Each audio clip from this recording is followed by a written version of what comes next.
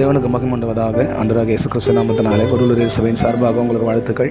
இன்றைய வேதியானம் ஆபகுக்கு 2ஆம் அதிகாரம் 3வது வசனம். குறித்த காலத்துக்கு தரிசனம் இன்னும் வைக்கப்பட்டிருக்கிறது, முடிவிலே அது விளங்கும், அது பொய் சொல்லாது, அது தாமதித்தாலும் அது காத்துரு, அது நிச்சயமாய் வரும், அது தாமதிப்பில்லை.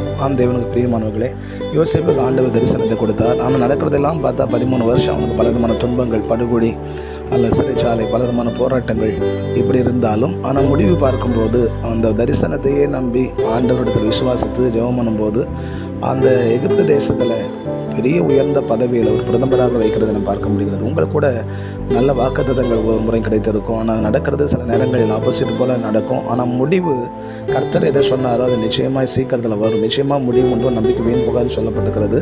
கர்த்தர் சொன்ன வார்த்தை, கர்த்தர் கொடுத்த தரிசனம், கர்த்தர் கொடுத்த சொப்பனம் நிச்சயமாக நிறைவேறும். அதற்காக பிரயாசப்படுவோம், காத்திருப்போம். அது நம்ம வெட்கப்படுத்தாது. சீக்கிரமாய் கர்த்தர் அதை உங்களுக்கு செய்து முடிப்பார். உங்கள் தரிசனம் நிறைவேறும், வாக்குத்தத்தம் நிறைவேறும்.